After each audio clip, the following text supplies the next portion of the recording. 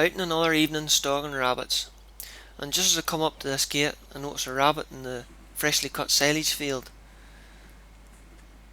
So I take aim over the top of the gate. He's about 30 yards away. Take a headshot.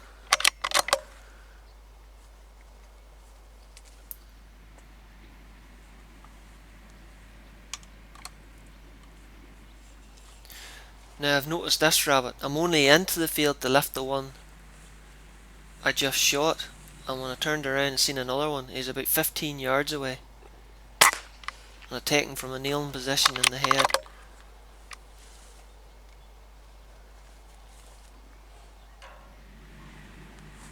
So that's 2 rabbits in a very short period of time.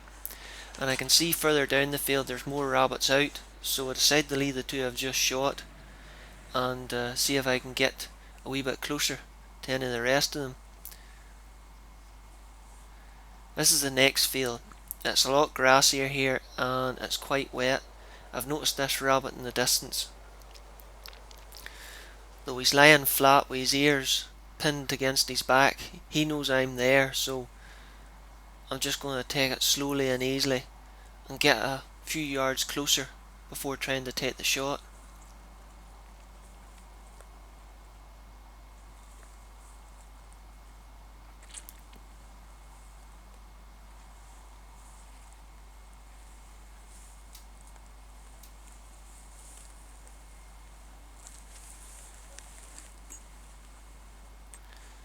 He's sitting still enough. I think I've got enough time to take a quick bead at him through the laser rangefinder.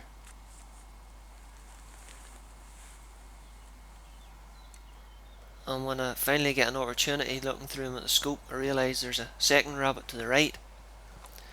So he's about 50 yards away. He's lying quite low, so I decide to go for the rabbit on the right, and it's given me a better opportunity.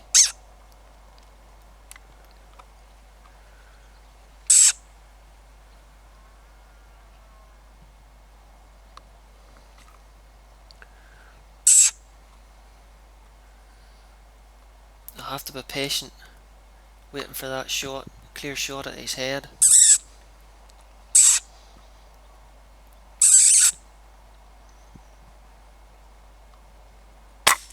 But I get him, quickly reload and swing onto the other rabbit.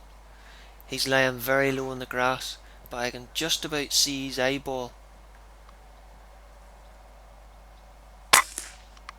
And take a shot at him. Once I'm confident both rabbits are down, I'll start to move forward.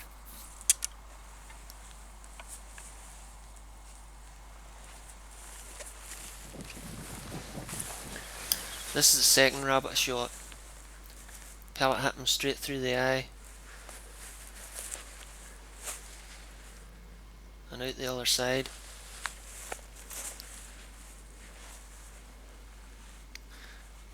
That's a doe rabbit.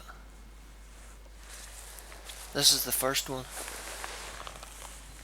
And when I look at it, I realise why it didn't see me so well. Look at all the scabs in that. It's maximatosis. He's in poor condition. That was a good buck rabbit at one time. You can even see his anal cavity there is all scabbed up as well. That's not a very nice disease to see. But I'll take him home and the cats will have a good meal at him. Or I can use him for crow bait on some other hunt.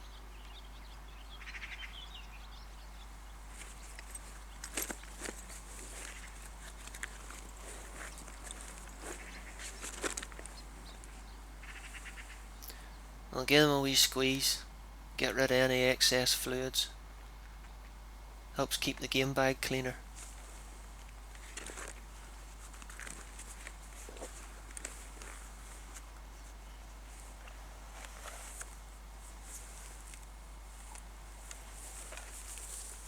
So I've moved off into another field now. This one's recently been cut for silage as well. I'm walking down beside a moss as we call it here, but it's actually a bog, and I've spotted this rabbit in the distance. He's actually hopped out of the hedge in front of me and then come to a sudden halt when he's seen me, so I'm not going to get any closer. I'm just going to take the shot where I am. He's a good distance. He's at least 50 yards away.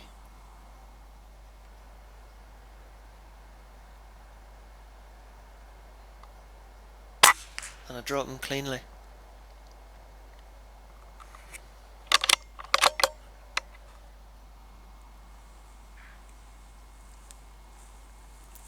Along the edge of mossland or bogs here, wooded land is very good for getting rabbits.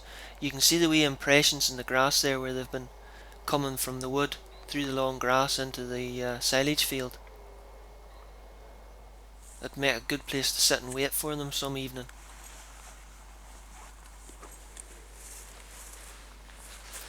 The shot's further than I thought it was, and it struck lower into the rabbit's neck, but I got a good clean kill.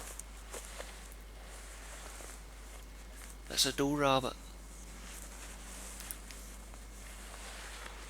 It's a good big heavy rabbit. She's probably heavy with young. Not the most sporting of targets, but if you're trying to keep the rabbits down, this is the sort of ones you want to take out of the road.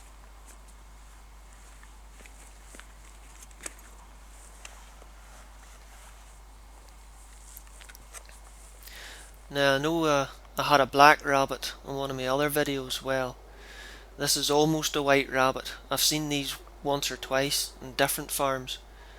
It's a wild rabbit, but there's more white on it than usual, out around the chest and up the nose and face a bit.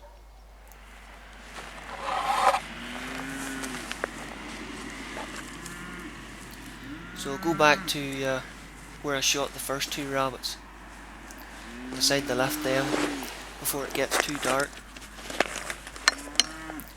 That's the first rabbit I shot over the top of the gate.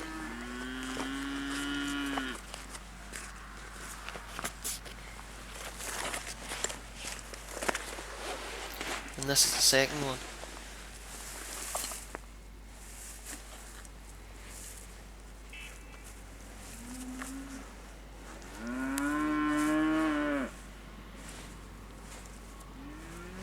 Another doe rabbit.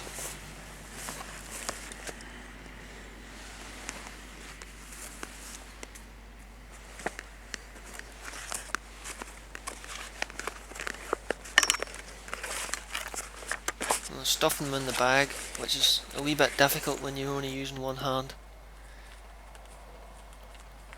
But another nice evening, and about 5 rabbits in the bag.